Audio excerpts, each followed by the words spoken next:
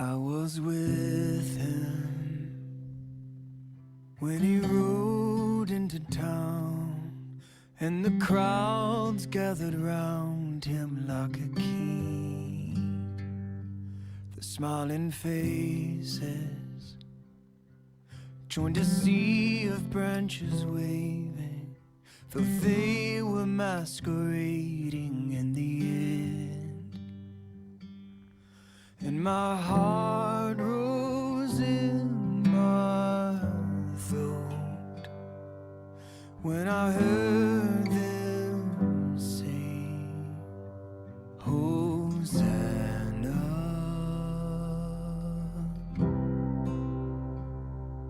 In the highest.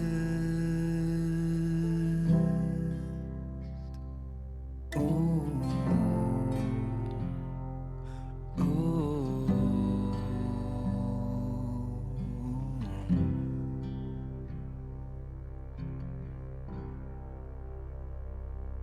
We went upstairs,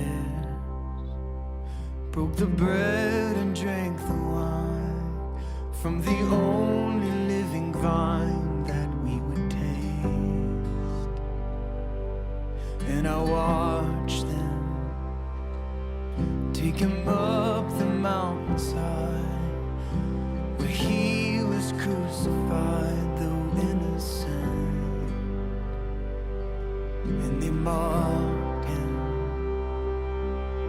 and cursed him with their mouths, and they told him to come down if he was God. And my heart broke in my chest when I heard him say, forgive them.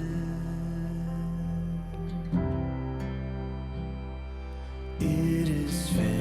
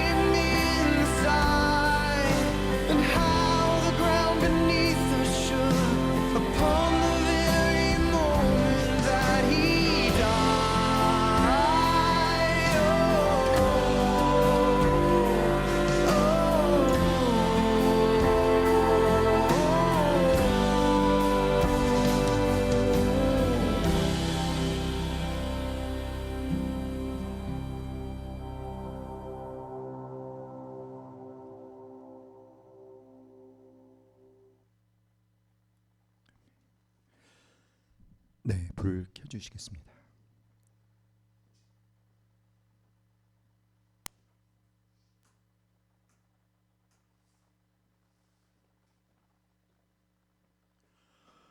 우리 오늘 하나님 말씀은 마태복음 27장 45절로 56절입니다.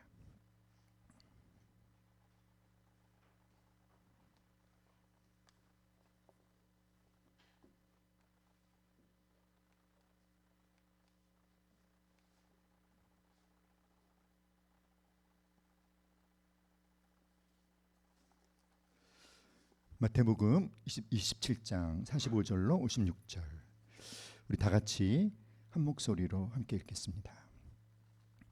시작. 제6시로부터 온 땅에 어둠이 임하여 제9시까지 계속되더니 제9시쯤에 예수께서 크게 소리질러 이르시되 엘리 엘리 라마 사박다니 하시니 이는 곧 나의 하나님 나의 하나님 어찌하여 나를 버리셨나이까 하는 뜻이라.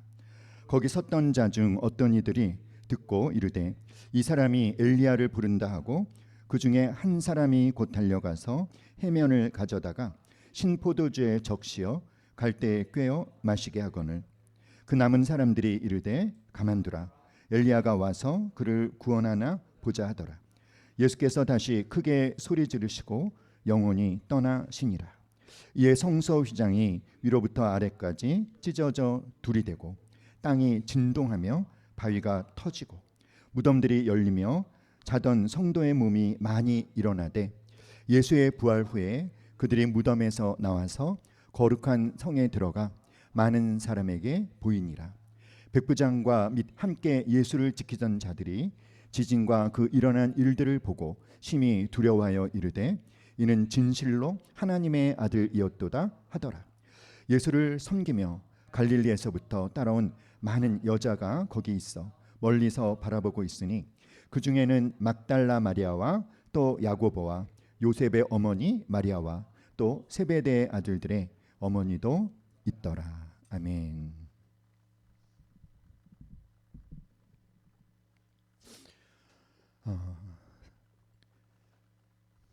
여러분은 가장 두려워하는 것이 무엇인가요? 내가 가장 두려워하는 것, 사람들이 가장 두려워하는 것은 무엇일까요? 어떤 사람은 실패를 두려워하고, 어떤 사람은 질병을 두려워하고, 또 어떤 사람은 죽음을 두려워합니다. 물론 실패도 질병도 죽음도 우리를 두렵게 하죠. 하지만 그보다 더 깊은 두려움이 있는데 그것은 무엇이냐면 버림받는 것입니다. 버림받는 것. 관계에서 버림받는 것. 사랑하는 사람에게서 외면당하는 것. 혼자가 되는 것. 이것이 인간 존재의 가장 깊은 두려움이라고 합니다. 그런데 오늘 우리가 읽은 본문에서 예수님이 바로 그 버림받음을 경험하시죠. 제6시로부터 온 땅에 어둠이 임하여 제6시는 낮 12시입니다. 여러분, 낮 12시는 어떤 시간이죠? 낮 12시는 해가 가장 밝은 시간이죠. 그래서 우리가 뭐라고 부르냐면 대낮 이렇게 부르죠. 한낮에. 그런데 어둠이 찾아왔어요. 온 땅이 어두워졌습니다. 사랑하는 여러분, 이거 예수님이 십자가에 못 박힘 당하신 때가 언제냐면 유월절 기간 중이에요. 특별히 유월절 어린 양, 유월절에 제사들이 어린 양을 죽일 때 예수님이 못 박힘 당하셨어요. 그런데 유월절은 보름이랍니다. 보름이 언제죠? 달이 가장 밝은 날이죠. 때문에 결코 일식이라고 하는 것이 일어날 수 없는. 그런데 온 땅에 어둠이 임했어요. 몇 시까지? 제9시까지. 무려 3시간 동안 온 땅에 어둠이 임했습니다. 사랑하는 여러분, 구약에서 어둠은 무엇을 의미하냐면 하나님의 심판을 의미합니다. 빛은 하나님의 인재, 어둠은 하나님의 얼굴이 가리워지는 것을 의미하는 거죠. 자, 이 어둠이 대낮에 어둠이 임해서 3시간 동안이나 계속된 이 사건은 단순한 자연 현상이 아닙니다. 이것은 무엇일까요? 죄에 대한 하나님의 심판이 지금 예수님에게 쏟아지고 있음을 의미하는 자연 현상인 것이죠. 무슨 일이 일어나고 있는 것이다? 예수님에게 세상의 모든 사람이 지은 죄에 대한 하나님의 심판을 하나님이 지금 집행하고 계시는 거죠. 예수님께서 십자가에서 겪으신 고통은 여러분 육체적인 고통만이 아니죠. 예수님이 십자가에서 겪으신 가장 끔찍한 고통은 영적인 고통. 그것은 무엇이죠, 여러분? 모든 죄인들이 지옥에 가서 겪게 될 그 고통의 가장 본질적인 고통. 여러분, 지옥은 어떤 곳이죠? 지옥의 가장 분명한 특징은 하나님의 부재입니다. 그러니까 지금 예수님께서 십자가에서 모든 죄인이 받아야 될 그 죄에 대한 하나님의 심판 무엇일까요? 예수님이 이렇게 부르짖으셨어요. 엘리 엘리 라마 사박다니. 우리가 너무나 잘 알고 있는 예수님의 울부짖음 어떤 뜻입니까? 다 같이 한번 시작. 나의 하나님, 나의 하나님, 어찌하여 나를 버리셨나이까? 하나님으로부터 완전히 버림받으시는, 지옥은 가장 본질적인 것이 무엇이다? 하나님의 부재. 그러니까 하나님과의 관계가 완전히 단절되는 것. 그래서 우리는 나의 하나님, 나의 하나님 어찌하여 나를 버리셨나이까? 라고 하는 십자가에 못 박히셔서 예수님께서 울부짖은 이 부르짖음을 통해서 우리는 무엇을 확실히 알 수 있을까요? 예수님께서 모든 죄인이 받아야 될 그 지옥의 심판을 대신 받아 주셨다.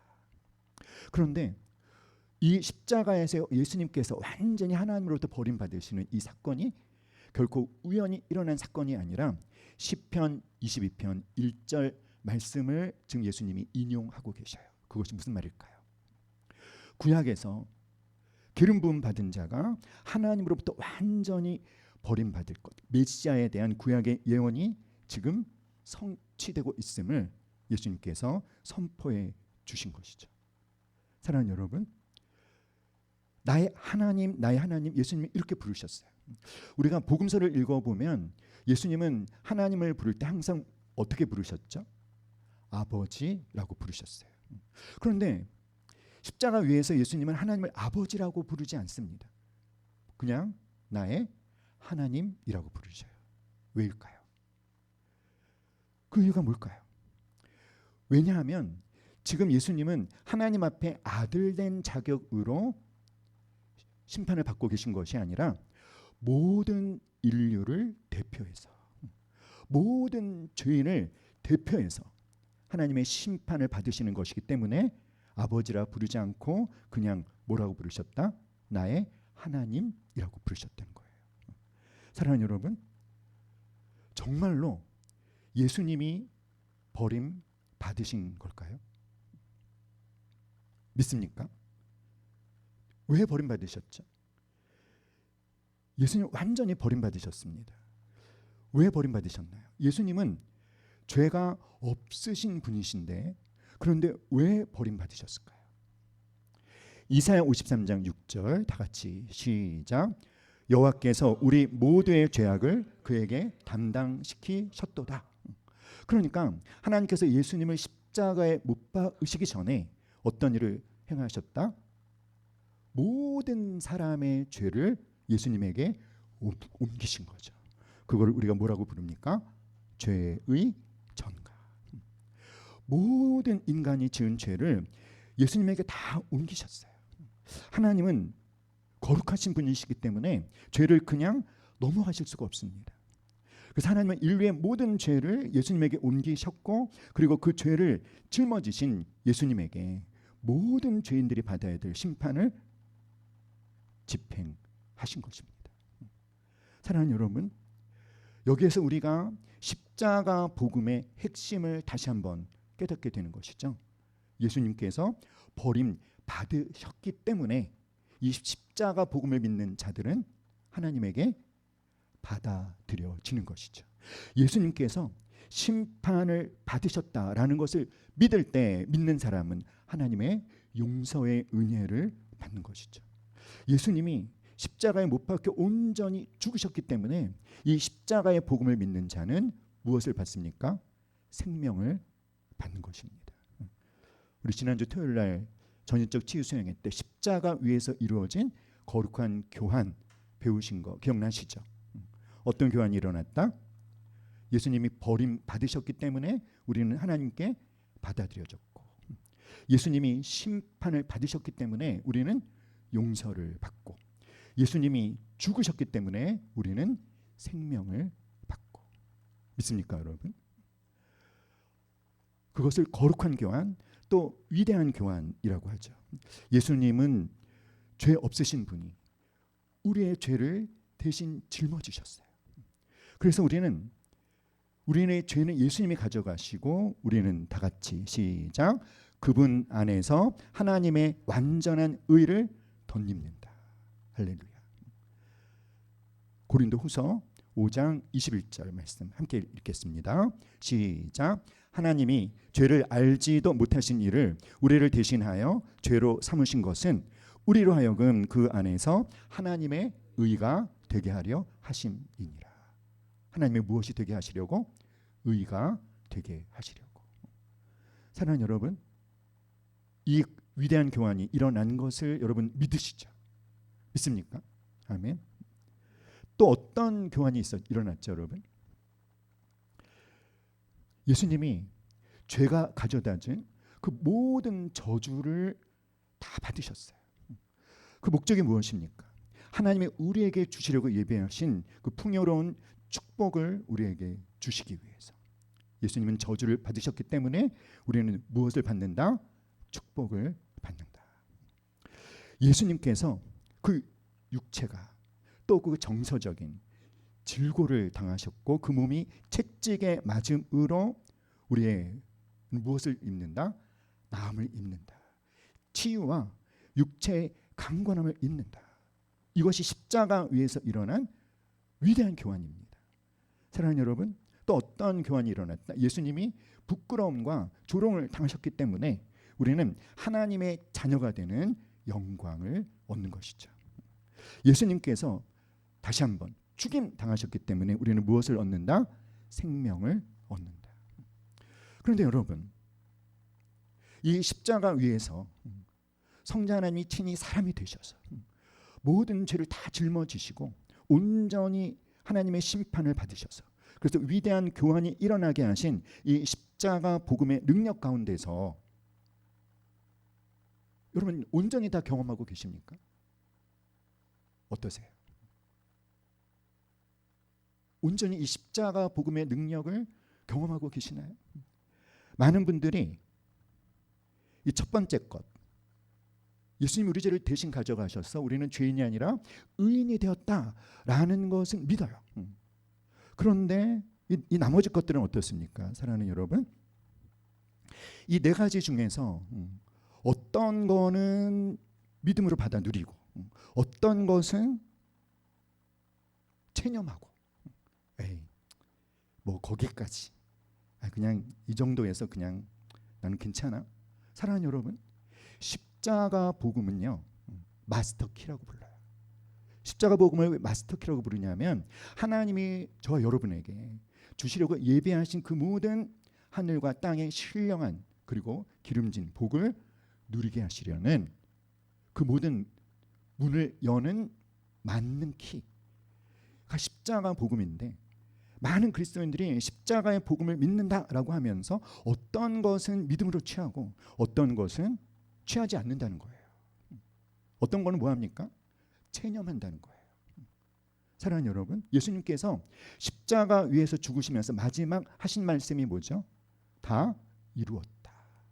다 이룰 것이다. 다 이루어지고 있다. 다 이룰지도 모른다가 아니라 뭐하였다? 다 이루었다. 사랑하는 여러분, 그러므로 십자가 복음의 능력을 예수님이 이미 다 이루신 것을 믿음으로 취하고 누리고 경험하고 간증할 수 있기를 주님의 이름으로 축복합니다. 우리가 영화관에 극장에 가서 영화를 보면 똑같은 장면을 봐도 사람들의 반응이 다 다르죠. 어떤 사람은 굉장히 감동을 받아요. 그런데 어떤 사람은 무감각합니다. 그 어떤 사람은 똑같은 장면을 봤는데도 잘못 해석을 합니다. 그런데 오늘 십자가 앞에서도 그와 비슷한 반응이 일어났어요. 어떤 사람은 그 십자가 사건을 오해하고요. 어떤 사람은 굉장히 부분적인 반응을 하고 어떤 사람은 구경을 합니다. 우리 47절, 48절, 49절 함께 한번 읽어볼까요? 시작. 거기 섰던 자 중 어떤 이들이 듣고 이르되 이 사람이 엘리야를 부른다 하고 그 중에 한 사람이 곧 달려가서 해면을 가져다가 신포도주에 적시어 갈대에 꿰어 마시게 하거늘 그 남은 사람들이 이르되 가만두라 엘리야가 와서 그를 구원하나 보자 하더라. 자, 첫 번째 반응은 오해하는 반응이었어요. 엘리 엘리 라마 사박다니 하니까 저 사람이 누구를 부른다? 엘리야를 부른다. 들었는데, 소리는 들었는데 그 의미를 제대로 이해하지 못한 거죠. 들었지만 뜻을 깨닫지 못하는 것입니다. 사랑하는 여러분, 귀는 열려 있을지 모르지만 그들이 영이 죽어 있으니까 듣기는 하나 의미를 깨닫지 못하는 거죠. 그런데 오늘날 교회 안에서도 똑같은 일들이 일어나는 거죠. 설교를 듣습니다. 말씀을 읽습니다. 그러나 하나님의 뜻은 놓칩니다. 사랑하는 여러분, 단순히 말씀을 듣는 데서 끝나면 안 되겠죠. 들은 다음에는 무엇을 해야 됩니까? 깨달아야 되는 것이죠. 자, 두 번째 반응은 무엇이죠? 부족하게 부분적인 반응을 하는 거예요. 48절에 보니까 어떤 사람이 신 포도주를 예수님에게 마시게 합니다. 왜 그 행동을 했을까요? 예수님께서 아주 목이 마르셨거든요. 내가 목마르다. 그러니까 이 두 번째 반응을 긍정적으로 본다면 예수님에 대한 연민의 반응이라고 할 수 있겠죠. 그러나 무엇이 문제입니까? 예수님이 왜 십자가에 못 박히셨는지 이 십자가 사건의 본질은 놓치고 있는 거죠. 어떤 일이 일어나고 있는지를 알지 못하고 있는 것입니다. 많은 그리스도인들이 그럴 수 있어요. 신앙생활을 열심히 하지만 복음의 본질을 놓친 채 열심히 신앙생활을 할 수 있다라는 거예요. 사랑하는 여러분, 십자가 복음의 그 능력, 그 본질을 온전히 누릴 수 있기를 간절히 기도합니다. 특별히 사랑하는 여러분, 오늘 밤에 여러분이 십자가 복음의 그 능력 중에서 이미 믿음으로 취하여 경험하고 있는 것과 내가 아직 믿음으로 온전히 취해서 예수님이 다 이루셨지만 내가 경험하지 못하고 있는 것, 무엇인지 잘 분별하셔서 여러분이 믿음으로 취해서 십자가 복음의 능력을 누리지 못하고 있는 그 부분을 오늘 밤 믿음으로 취하여 온전히 누리시는 은혜가 있기를 간절히 기도합니다. 잘못 해석하시면 안 돼요. 본질을 놓치면 안 됩니다. 세 번째는 어떤 반응이죠, 여러분? 구경했어요. 구경. 49절에 있는 사람들은 뭐라고 말합니까? 그 남은 사람들이 이르되 가만두라, 엘리야가 와서 그를 구원하나 뭐하자? 보자. 엘리야가 엘리야를 부른 것 같아. 엘리야가 와서 그를 구원하는지 한번 뭐하자? 보자. 구경하자. 이들의 태도는요, 조롱하는 것은 아니었어요. 그러나 믿음의 반응도 아니었습니다. 그냥 뭐 하는 것입니까? 관망하는 것입니다. 구경하는 것입니다.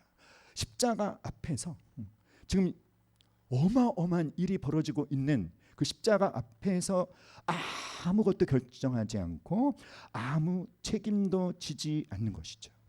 그런데 오늘날 성도들 가운데 가장 많은 비중을 차지하는 유형이 이 세 번째래요. 설교를 듣고 감동은 받지만 결단은 하지 않습니다.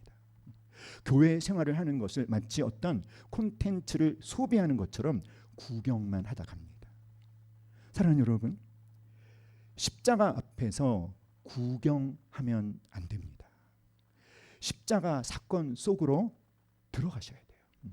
십자가 사건 속으로 들어간다라고 하는 것은 무엇이죠?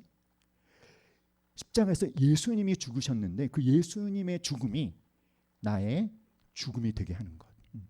여러분, 구경하지 마시고 십자가 사건 안으로 들어가실 수 있기를 간절히 기도합니다. 십자가 앞에서 우리가 정말 집중해서 봐야 될 네 번째 반응이 있습니다. 그것은 누구의 반응일까요? 바로 예수님의 반응이에요. 이 십자가 앞에서 예수님이 하신 반응은 완전한 순종입니다. 예수님은 이 완전한 순종을 두고 너무나 심하게 갈등을 겪으셨죠. 할 수만 있으면 이 잔을 내게서 옮겨 주시옵소서. 그러나 나의 원대로 마옵시고 아버지의 원대로 하시옵소서. 예수님은 순종의 반응을 하셨어요. 당신을 이 땅에 보내신 하나님이 맡기신 사명을 예수님은 온전히 감당해내시는 반응을 하셨습니다. 예수님께서 다시 크게 소리 지르시고 영혼이 떠나시다.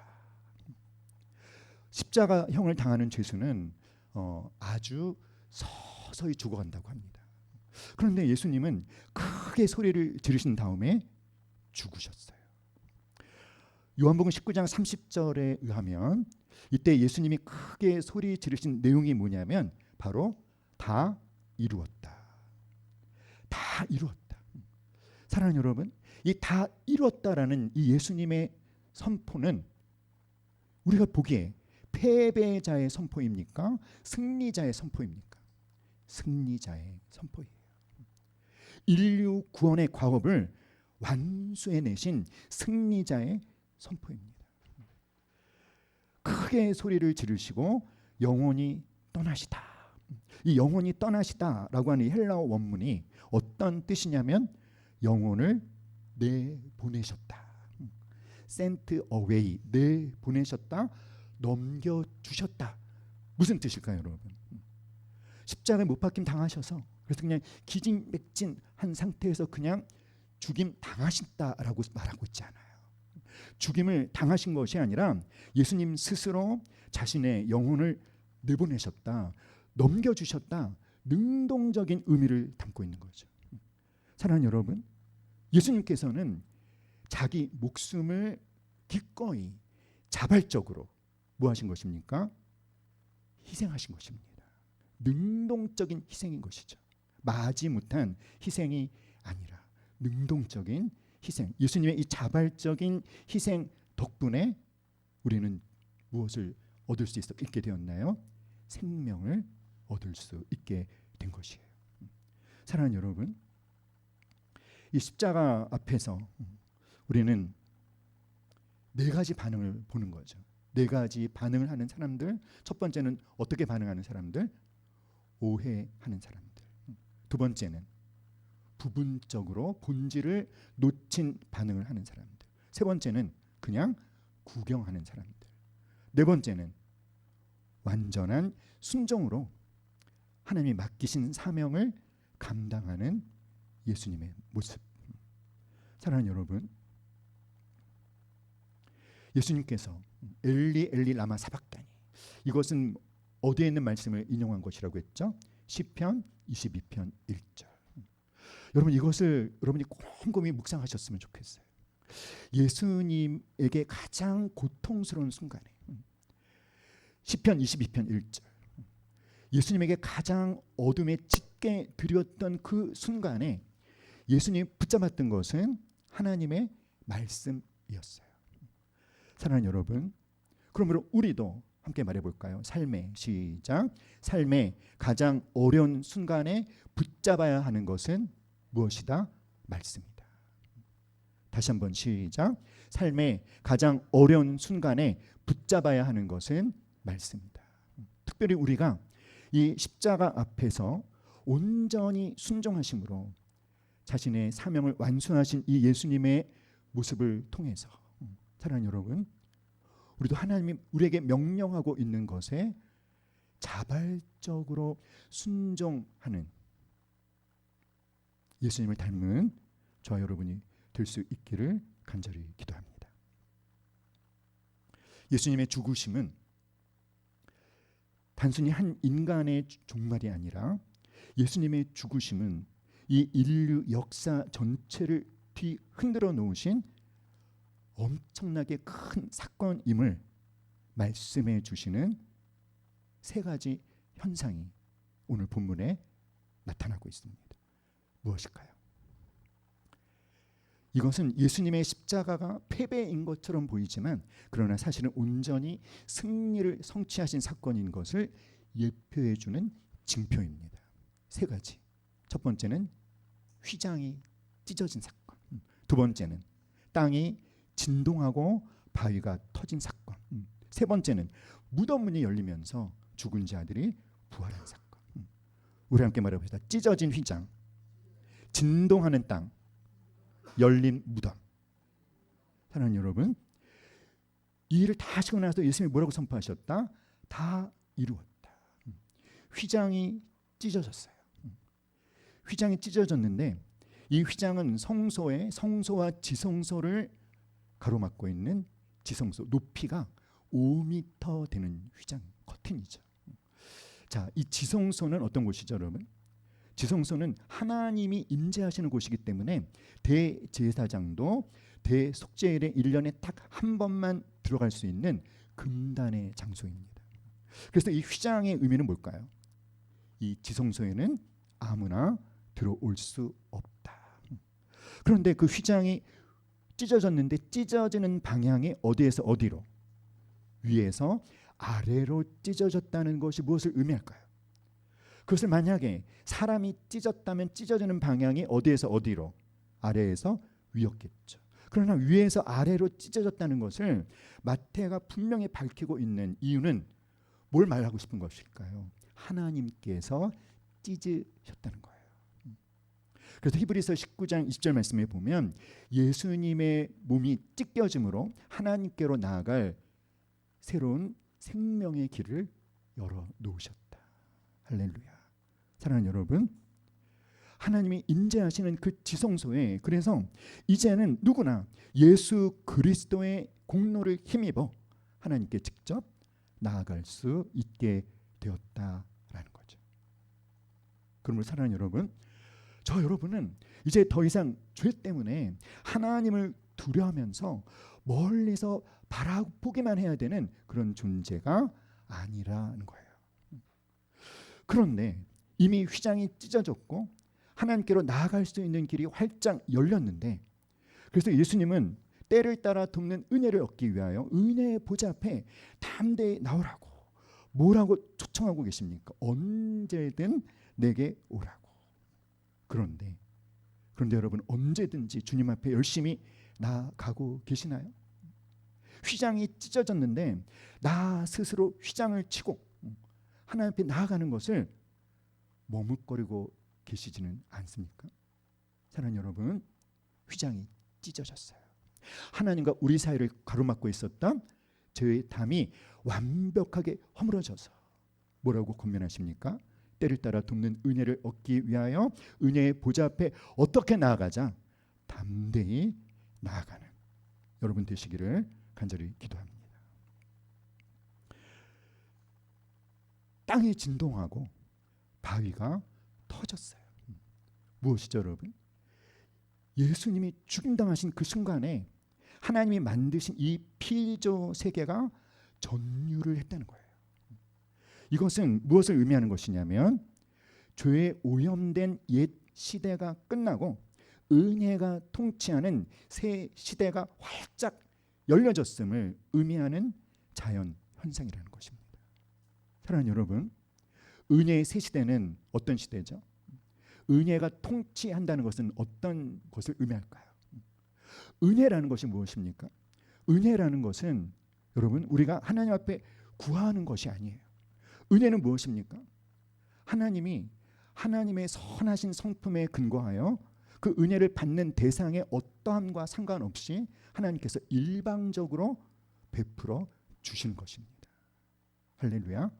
사랑하는 여러분, 은혜 시대가 활짝 열렸다. 그러므로 여러분의 어떠함과 상관없이 특별히 하나님 앞에 고개를 들 수 없을 정도로 너무나 부끄러운 삶을 살았을 때일수록 더욱 은혜의 보좌 앞에 담대하게 나아가서 하나님이 예배해 놓으신 은혜를 누리시기를 간절히 기도합니다. 52절, 53절 함께 읽어볼까요? 시작. 무덤들이 열리며 자던 성도의 몸이 많이 일어나되 예수의 부활 후에 그들의 무덤이 에서 나와서 거룩한 성에 들어가 많은 사람에게 보이니라. 아이러니하게도 예수님이 십자가에 못 박혀 죽으심으로 죽음의 권세를 죽이셨어요. 재밌죠, 여러분? 죽음을 죽인 사건이 바로 십자가입니다. 그래서 우리가 십자가에서 그 끔찍한 고통을 당하시면서 죽으신 예수님의 모습을 보면서 한없이 슬픔의 눈물, 감사의 눈물을 흘리지만 거기서 끝나면 안 돼요, 여러분. 십자가 복음은 슬퍼하고 감사해서 끝나면 안 되고 기쁨으로 끝나야 됩니다. 십자가는 승리의 사건이에요. 죽음이 죽음을 죽인 사건. 가장 절망적인 순간, 예수님이 죽으신 그 순간에 무덤이 열리고 생명이 살아났습니다. 그러니까 여러분, 저 여러분의 삶이 마치 막다른 골목에 가서 마치 무덤처럼 꽉 막힌 상황 속에서도, 그런데 그 한복판에 주님의 십자가가 세워지면 생명의 역사가 일어날 줄 믿습니다. 우리의 절망이 십자가, 주님의 손에 붙들릴 때 소망으로 변할 줄 믿습니다. 아멘.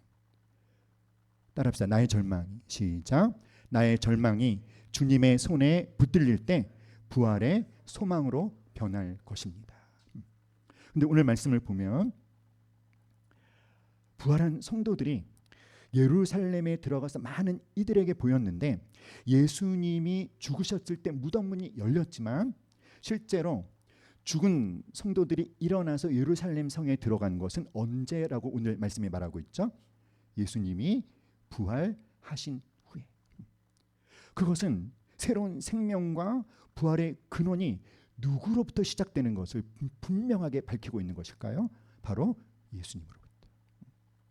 자, 이 부분을 우리가 묵상할 때, 사랑하는 여러분, 부활한 성도들이 예루살렘 성에 들어가서 많은 이들에게 보였습니다. 보였다는 것이 무엇이죠? 이들은 무엇을 한 걸까요? 이들은 예수님이 진정한 생명의 주인이심을 몸소 증명하는 증인이 된 거예요. 그러므로 사랑하는 여러분, 우리가 예수님의 십자가와 부활의 복음을 믿고 그 능력을 누리는 우리 또한 이 세상 속에서, 내 삶의 현장에서, 나의 삶을 통해서 예수님이 진정한 생명의 주인임을, 예수님이 살아서 역사하시는 분이심을 증명하는 증인으로 살아야 될 줄 믿습니다. 휘장이 찢어졌어요. 따라합시다. 찢어진 휘장. 하나님의 초대장이다. 뭐라고 초대하십니까? 언제든 내게 오라. 할렐루야.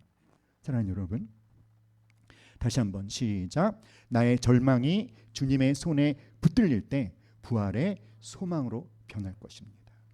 예수님이 죽임당하신 가장 짙은 어둠이 들여졌지만 어둠이 깊을수록, 사랑하는 여러분, 새벽이 가까워온 것이죠. 저는 중학교 때부터 교회를 다녔는데 십자가에서 예수님이 죽으신 것을 생각할 때 저는 이런 생각을 했었어요. 예수님은 여러분 자신이 부활할 것을 아셨습니까? 모르셨습니까? 알고 계셨죠. 그것을 제자들에게 말해 주기까지 하셨죠. 내가 십자가에 못 박혀 죽일 거지만 3일 만에 다시 살아날 거다. 그래서 저는 어떤 생각을 했냐면, 예수님은 3일 만에 하나님이 자기를 다시 살리실 것을 알고 계시니까 십자가에 못 박혀 죽임 당하는 것이 그렇게 어려운 일이 아니었을 거야. 조금만 참으면 하나님이 나를 다시 살려 주실 테니까. 여러분 중에도 저 비슷한 생각을 하신 분이 있으시죠? 하나도 안 계십니까? 저만 그렇게 생각했나요? 그러니까 이 생각이 잘못된 거죠. 예수님은, 물론 예수님은 당신을 죽음의 권세에 정복된 예수님을 하나님이 다시 살리실 것을 알고 계십니다. 하지만 예수님이 죽으셨다는 것, 하나님으로부터 완전히 버림받았다는 것은, 따라합시다, 진짜 완벽하게 죽으신 것이다. 그것은 뭐죠, 여러분? 모든 죄인이 받아야 될 심판을, 그 다음을 생각하지 않는 거예요.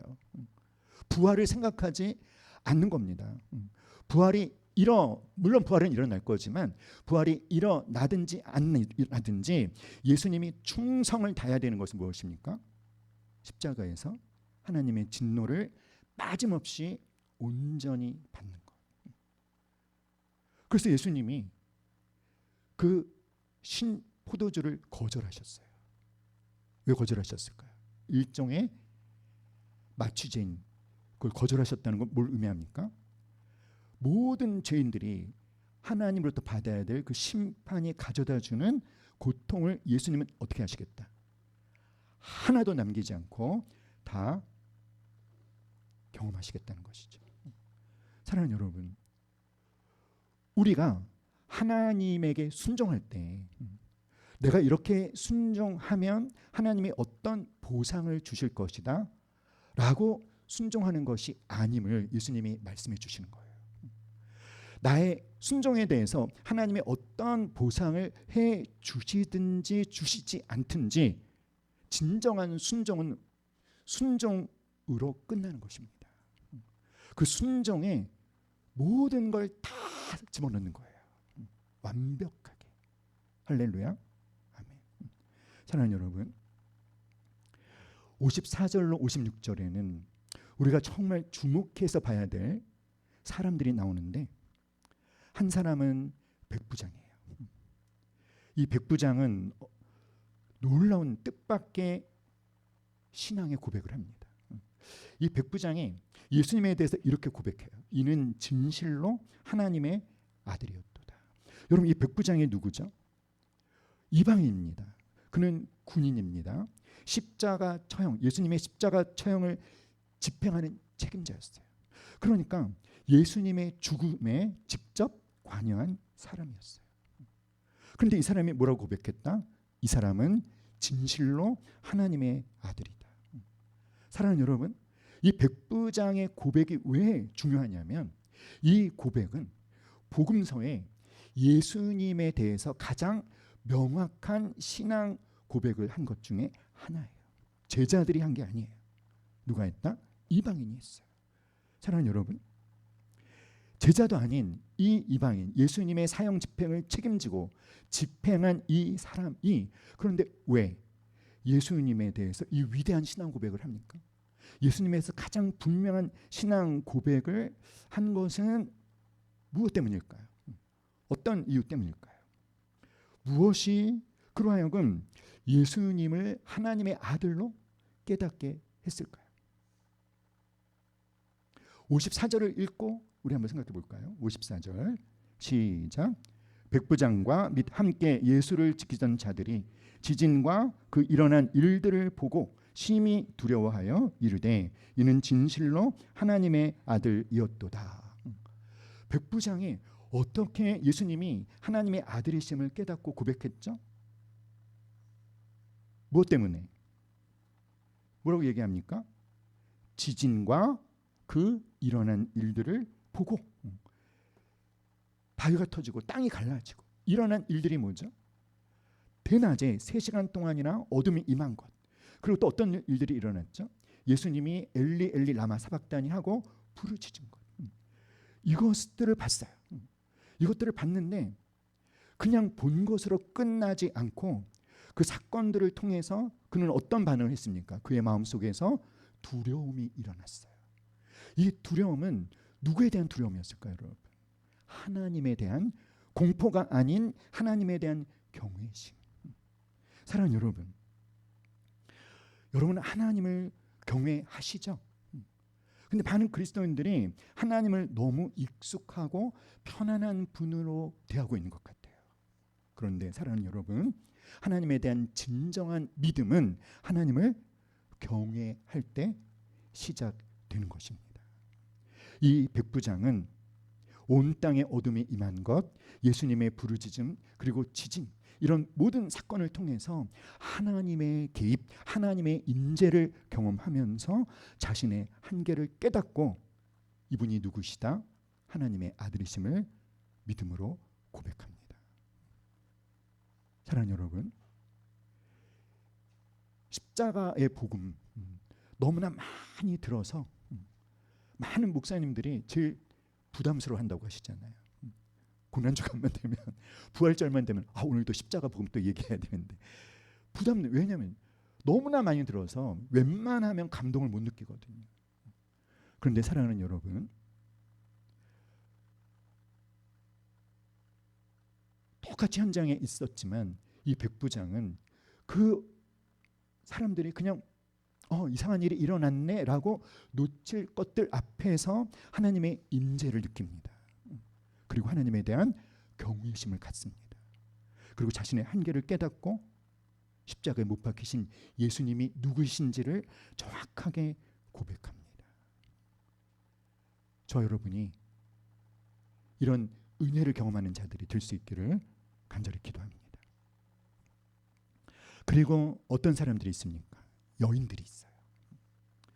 이 여인들에 대해서 특징적인 게 뭐냐면, 자, 백부장의 이름도 나오지 않죠, 그렇죠? 그런데 오늘 말씀해 보면 이 여인들의 이름을 하나하나 밝히고 있어요. 그렇죠, 여러분. 누구죠? 56절 읽어볼까요? 시작. 그 중에는 막달라 마리아와 또 야고보와 요셉의 어머니 마리아와 또 세베대의 아들들의 어머니도 있더라. 이 여인들은 어떤 여인들이죠? 오늘 말씀해 보니까 예수를 섬기며 갈릴리에서부터 따라온 많은 여자가 있어. 예수님께 헌신하고 물질과 정성으로 예수님을 섬겼던 여자들. 참, 저도 같은 남자지만 남자 제자들은 다 도망갔어요. 그런데 이 여인들은 끝까지 십자가 곁을 지켰습니다. 성경이 이들의 이름을 구체적으로 기록하고 있는 이유는 무엇 때문일까요? 사랑하는 여러분, 이들이 나중에 예수님 부활하신 것에 대한 첫 번째 목격자들이 되는 거예요. 빈 무덤에 가서 그 무덤이 비어 있다는 사실을 알고 제자들에게 가서 예수님 부활하셨음을 알린. 그래서 이들은 무엇이죠, 여러분? 예수님의 죽음, 예수님의 장사 지낸 바됨, 그리고 예수님의 부활을 목격한 공식적인 증인이 되어진 것입니다. 그런데 사랑하는 여러분, 이들은 백부장은 십자가 처형을 집행하고 있었기 때문에 그 끔찍한 고통을 당하고 죽임당하시는 예수님과 가장 가까이 있었지만, 그런데 이 여자들은요 멀리 떨어져서 보고 있었어요. 어떤 모습이죠, 여러분? 멀리 떨어져서 그 끔찍한 고통을 당하며 죽어가고 계시는 예수님을 멀리서 보고 있는 이 여인들의 마음은 어떠했을까요? 너무나 아팠겠죠. 하지만 이 여인들이 아무것도 할 수가 없는 것입니다. 십자가에서 그 끔찍한 고통을 당하고 있는 예수님을 위해서 그들이 할 수 있는 어떤 의미 있는 일, 어떤 대단한 일 아무것도 없었어요. 그냥 멀리서 바라보며 안타까워하는 것이 이 여인들이 할 수 있는 전부였어요. 사랑하는 여러분, 우리도 그럴 때가 있습니다. 하나님을 위해서 내가 할 수 있는 대단한 일이 아무것도 없을 때가 있어요. 마음은 굴뚝 같은데 근데 막상 내가 할 수 있는 일이 아무것도 없어서 그저 안타까운 마음만 갖고 있을 수 있다는 것입니다. 그러나 사랑하는 여러분, 주님은 다 알고 계십니다.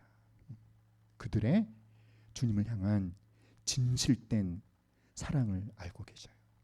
사랑하는 여러분, 이 백부장 그리고 이 끝까지 남은 여인들은 사랑하는 여러분, 예수님의 어떤 엄청난 기적을 행하실 때 또는 예수님이 아주 권위 있는 권세 있는 말씀을 전하실 때 백부장은 하나님이 아들이라는 것을, 예수님이 하나님의 아들이라는 것을 깨닫고 고백한 것이 아니라 예수님이 가장 낮은 자리에 있을 때, 예수님이 가장 무력한 자리에 있을 때, 그런데 그는 고백합니다.